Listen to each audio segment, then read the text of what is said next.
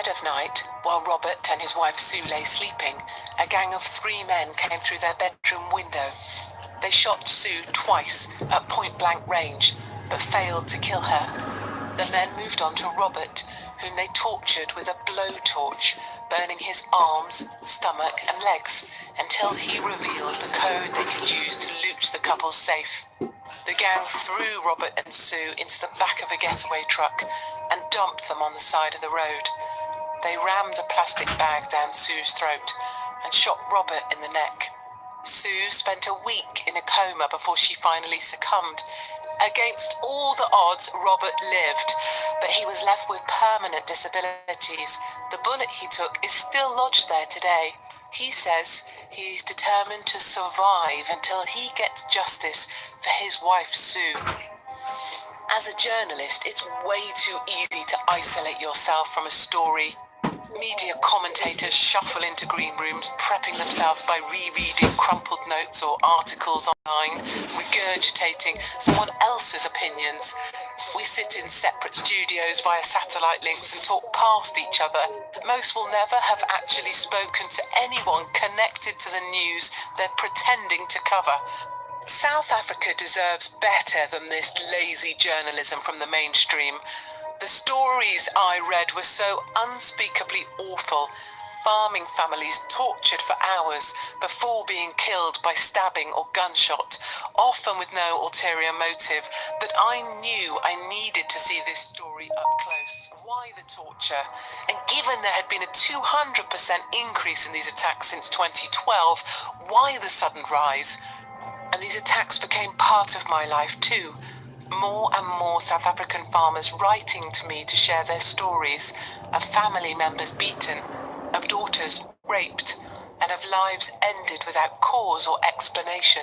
I needed to find out for myself who is behind these attacks, and if you know you're being hunted, why stay? I made a plan to travel to South Africa with a film crew and the sort of security that would get me to the heart of the truth. For as long as was feasible, I'd chase down the real story myself.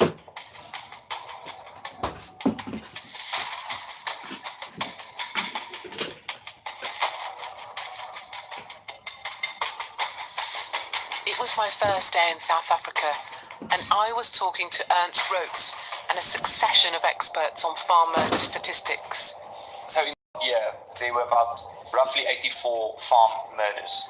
And that's so 84 farm murders in a 1-year period where either the farmer or a family member has been murdered. Yes, yes. And then you can do the calculation, or at least a close estimate of a calculation. Last year, the estimate was 156 per 100,000 per year. And police officers in South Africa is 55 per 100,000. The macro picture of the farm attacks was certainly frightening. Being a farmer in South Africa is extremely dangerous, more dangerous than being a South African police officer. Is being a farmer one of the most dangerous jobs? Yes, it is clear. And we are just talking about farmers murdered, not including those who survived the attacks and the brutal tortures that some of them have experienced. We are only looking at farmers murdered. And we've seen how this have increased from 2011 until 2017. I mean, I think it was 48 in 2011. So we are moving very, very close to doubling the figure. On the one hand, we must say that there is some correlation with the general increase in our crime levels. But you can clearly see that the tide started changing in 2011, 2012. The black are all the incidents in 2016, the blue in 2017, and the red, we are busy putting them on at the moment. That's 2018 incidents. If you take more than 3 years on a map like this, it becomes very busy. Chris Van Zyl, a researcher and retired general working for a large farmers' union, had spent decades probing the farm attack issue. All these incidents are violent crimes. So we look at murder, attempted murder, rape, robbery, and arson. That's what these are. There's no stock theft involved. There's no theft of normal property. This is only violent crime. At AfriForum, they're asking the same questions. How can the police file these murders as theft or aggravated theft when so often nothing is stolen. One of the problems is what they tried to do was to reduce the motive for every incident to a single motive. So let me give you an example. The murder of the Potgieter family near Lindley is one of the well-known farm attacks. It happened in 2010, if I recall. So what happened briefly was the family, it was Atti and Vilna, the husband and wife, and they had a 2-year-old girl, Wilhelmine. And they stopped at the farm, and as Atti got out of the vehicle, he was attacked by 3 or 4 people. And eventually, Atti was killed. But he was stabbed 151 times with a garden fork and a knife and a machete, or we call it a panga in South Africa, in front of his wife and little daughter. Then his little girl was killed. They took 3,000 rand and they wrote on a placard, they wrote a sign that said, "We murdered them and we are coming back." They were caught and they were trialed, and during the proceedings they said, "We went there because we wanted to take their money." So then it's accepted, okay, so the intention was deep. But the level of violence that was committed in comparison to what was stolen, there's no possible way to explain that. The stories behind these statistics are horrifying. Regular people like my mum or dad, calmly recounting their gruesome ordeals at the hands of black gangs, a man and his wife branded with hot irons and left to die. Oh, shit. A husband killed in front of his wife and children, fingernails pulled, kneecaps drilled, an elderly woman raped, another with half her face blown off from a shotgun. You guys all left me, huh? Stories of rape, torture and murder. These attacks seem to share a common thread. Revenge. I wasn't laughing at that, I was laughing at a comment, sorry. Declared dead and what? I saw the blood there. He came loose somehow. On Sunday after church, Bernard Botha came to start a braai, a South African barbecue. What he didn't know, couldn't know, is that a group of men had come to his house to kill his family. Dude, if I lived there, I'd have like 10 dogs. There's 2 cars. Big So dogs. there's 2 cars, Yeah. and they just... Threw me, yeah? And, okay, before I hit the ground, they started hitting me and said, today we're going to kill you, you fucking white bastard. So they threw me there. I fell in my father's blood. I just saw my father's blood and ammunition of the guns that they took out of their safe. You were lying in your father's blood. What's up? You knew. They did something Some to disturbing my father. stuff. I thought he was already dead. Hope you got a strong Bernard then had stomach. a horrible realization. He could hear the car with his wife and children pulling into the drive. So my oldest son, they always have a game to check who's first at the front door. So he got out and he ran to the front door to be there first. My wife opened the garage door and they grabbed her. And when they grabbed her, he was running that way, and one of them got out and took a shot into the wall there. They just shot at him. Yeah. After the attackers had left, leaving in a rush and sparing Bernard, his wife and their children after being spooked by shouting from the neighbours, Bernard went to aid his father. I found my father's blood. Yeah. In here. Yeah, they threw him down here. I think they didn't... Just here? Yeah, just here. I think they didn't tie him up properly because they thought he's already dead. They put him there so nobody can see him because it was a lot of blood for the wound on the head. He came loose somehow. He went to the kitchen and got a cloth. A cloth to try to stop the bleeding. Then from there he was out to get us loose, and it was about 10 minutes after he loosened us that he said no, that he went and lied down. And he died here, but they say he died in town, but he was already, they struggled with him to get his heart going again for a long time. And I am heartbroken here next to him on the stoop, selfishly wondering if I'm really going to be brave enough to listen to the dozens of other victims of farm attacks. Some, like Mariandra, recounting a deep personal tragedy. Her husband was shot and killed on their farm in front of their children. And when I saw the one shot my husband took, I saw the blood.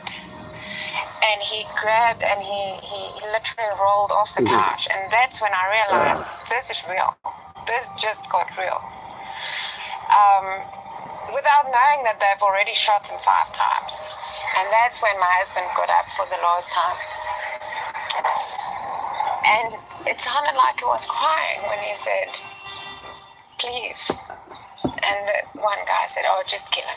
And they shot him in the head in front of us, and he fell at my feet.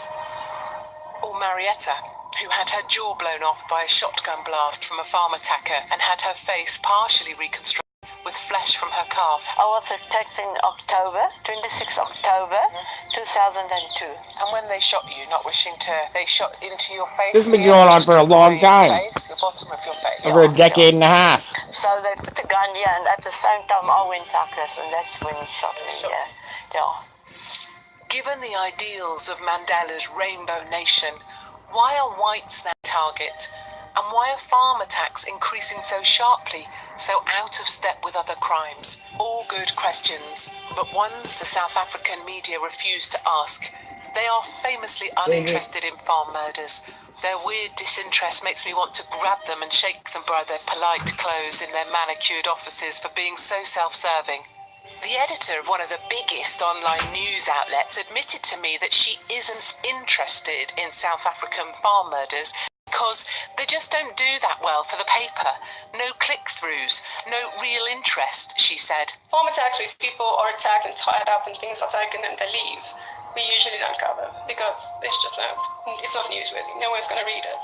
Maybe if someone's hurt a bit, or, we would maybe cover it if it's easy. Get it, but maybe not.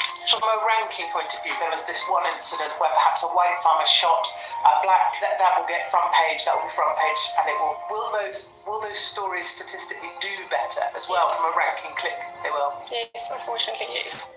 Stories of attacks on black people are far more popular and far more traction. It's curious.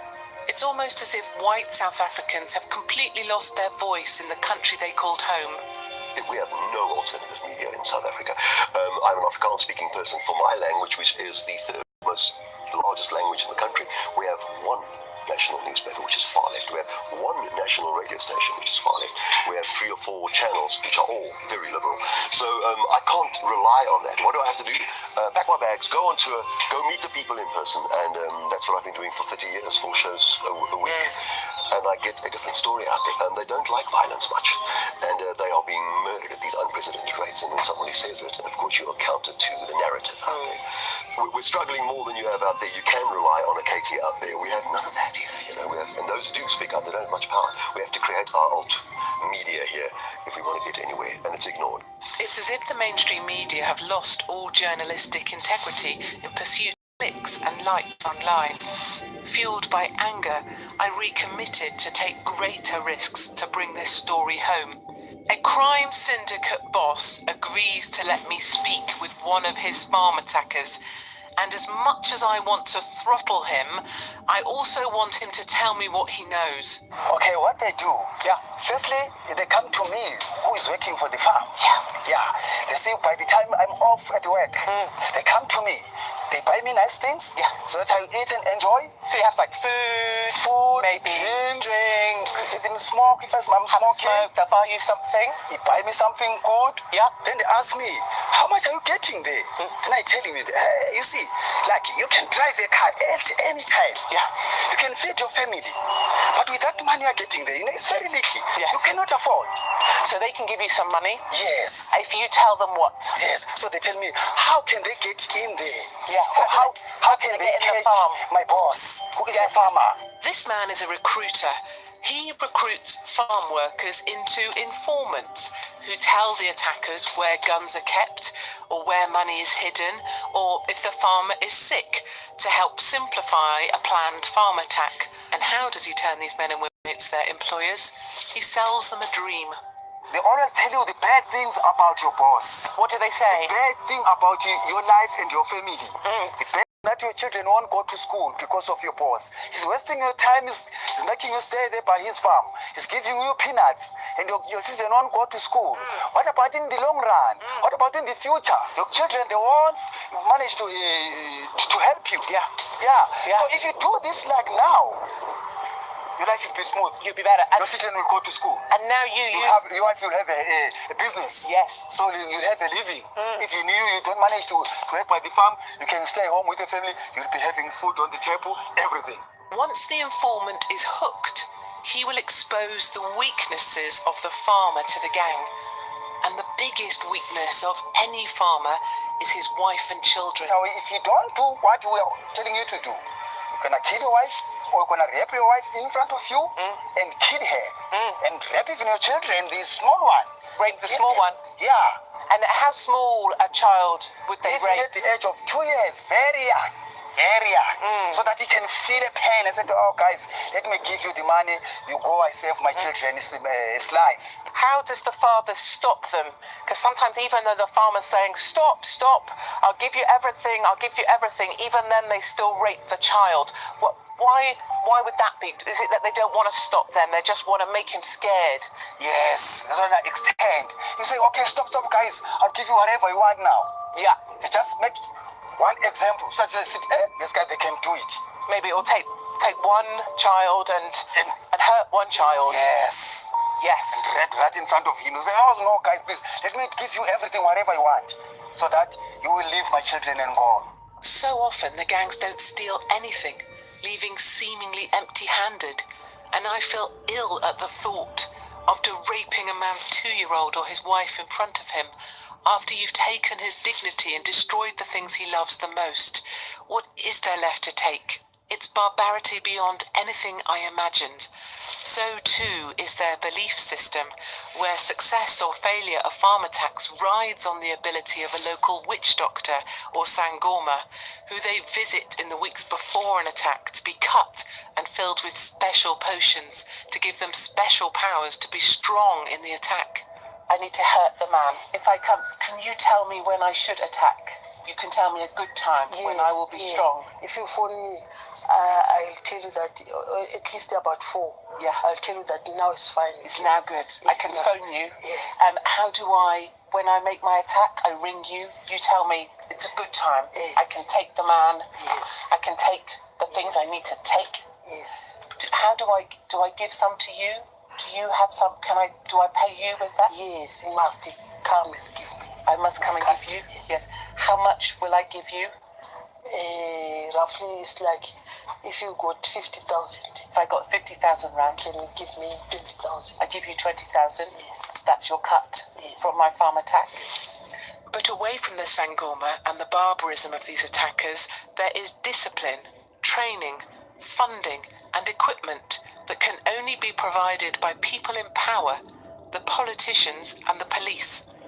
I found evidence that both corrupt politicians and some members of the South African police force are complicit in these attacks. The economic freedom fighters uses South Africa's apartheid past to maximum effect. Apartheid seems to sit underneath everything, like a deep well of hatred drawn on by the EFF and other black political movements to mobilize support from the angry, the poor and the young, easily drawn into black gangs attacking farmers.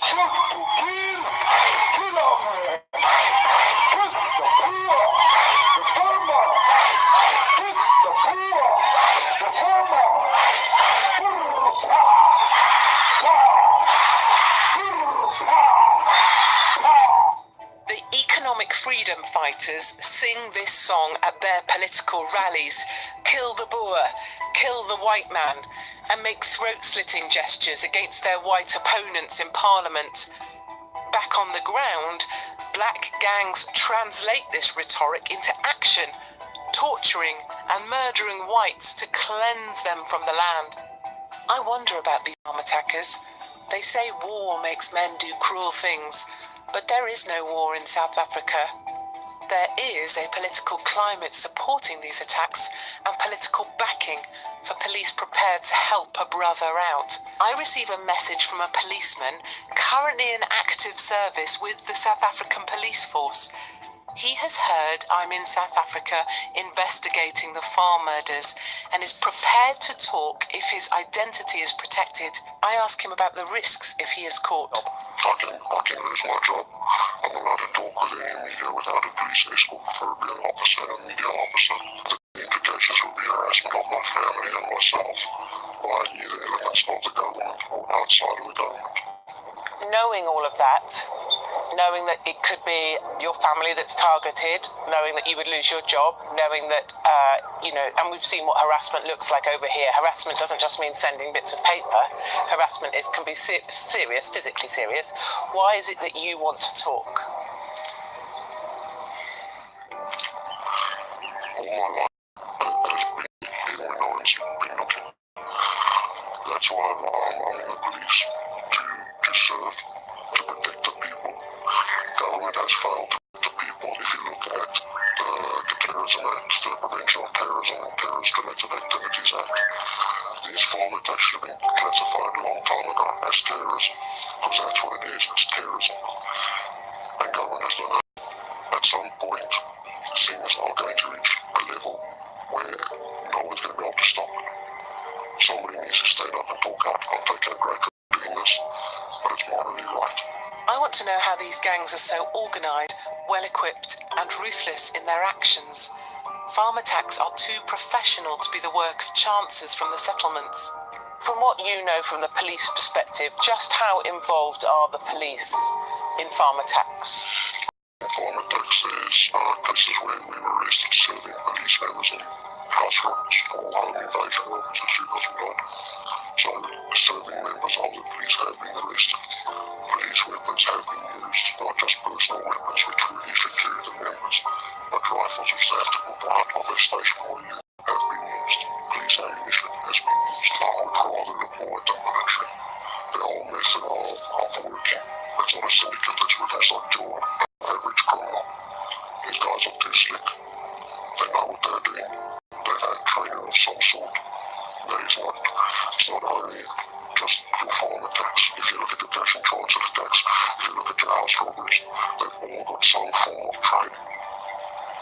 And that is the worrying part. What are we as police officers coming up against? And where's that training? Who's running that training? Who's funding that training? Who's behind military training of these coordinated attacks?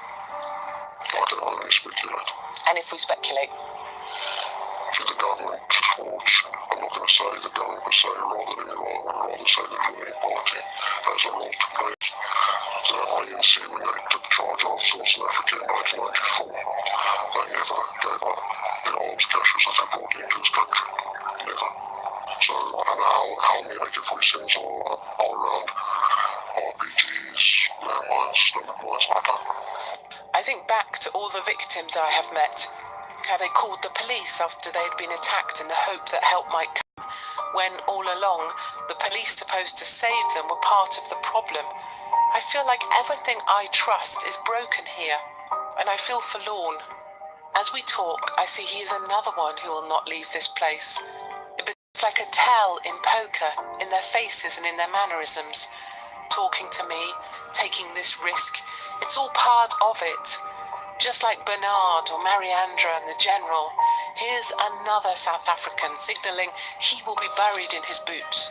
He will go down fighting because he has seen too much to walk away. He will spill his blood for his land and for the sins of his colleagues. You said earlier if they go to arrest someone or there's been an attack and they turn up on scene and the guy's a brother, he'll be let go. But then you said that white cops are bad, in fact worse. What's this brother thing? What dictates to you as being part of a... It's not... Affiliation. Not colour. Political affiliation.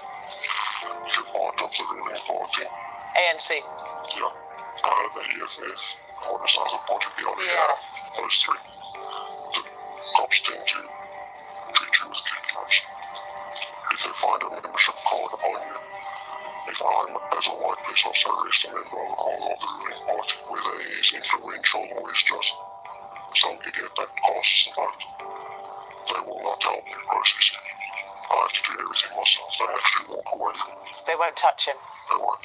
So you are protected here in South Africa if you even have a membership card for ANC, EFF, BLF. That's your way of being one of the brothers.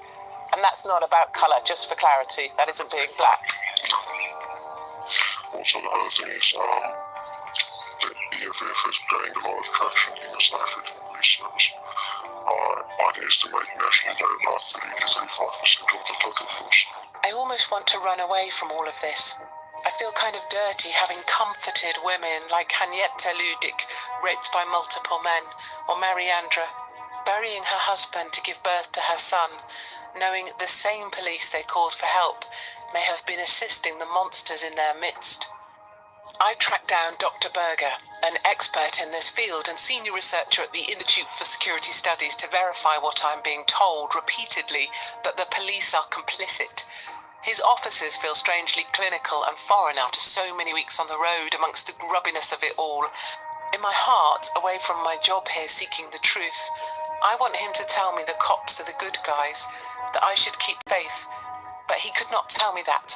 The political statements that are made on a regular basis creates a climate that accommodates this kind of criminal activity. The fact that police officers, individual police officers, are either working with some of these criminal syndicates, or crime syndicates, and assisting them, that is happening. Not in every case, but it does happen. The next thing is about the stolen money. Yes. Once they take their money from the safe, conclude the robbery, they have the money. I mean, they sit with huge amounts of cash. They go to a police officer's house and they leave it there. The police officer then gets a cut out of that money, and his only responsibility is to provide a safe house for the stolen money. And then after the dust is settled, they arrange with this police officer to get the money, give him his due, and then they leave. Thirdly, they are quite open and frank about this, because they hear the stories, the police are investigating, the police are onto them. Then they either arrange to have the case docket stolen. Yes. So you make a big enough offer, the docket gets stolen, goes away with all the evidence in it, and they would also then try and approach the investigating officer, for him to be less efficient in his investigation. So they are quite open and frank that these are the kinds of things that they are doing. So the bottom line here is that what they are telling us is that at the price, they can buy the cooperation of certain police officers. And that's what they do. So I believe that it is highly probable that the same thing happens with Pharmatex. Not a political directive. The political level provides a conducive climate, if you will. Yes. Yeah, that's all sort of dissent and fair, in love and war. Yeah. And criminals exploit this. And we often hear during Pharmatex that they would say to their victims, you actually stole this land from, so what we are doing isn't wrong. We can do this. You shouldn't be here in the first place. So they justify their actions on the basis of what the political leadership are telling them. I'm struck by this grim reality, one that seems hopeless, and it recalls a question I'm asked over and over again. If you know you're going to be killed, why do you stay? Why don't you just leave?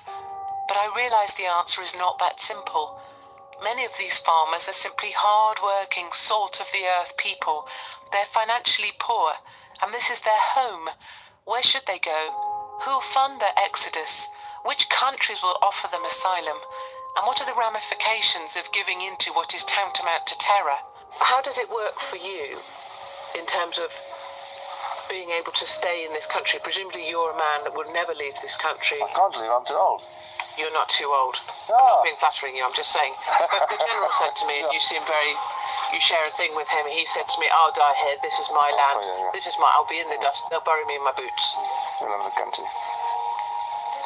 And it's better to know than not to know. Is it better to die knowing? Then you can in some way you can work out the way that you can carry on. There's a real belief from people who say, I will stand here, I will stand and fight, or I will stay with the farm. And that, in a way, it doesn't matter if I die here, it doesn't matter if I'm murdered on my farm, say, I will die with my boots on, But it doesn't matter if my blood's spilt for the land because there's a belief that that God will look after. So there's a thing that matters more. Yeah, when you do go out and you on to a farm attack or on patrol, you believe that you will be looked after. God will look after you.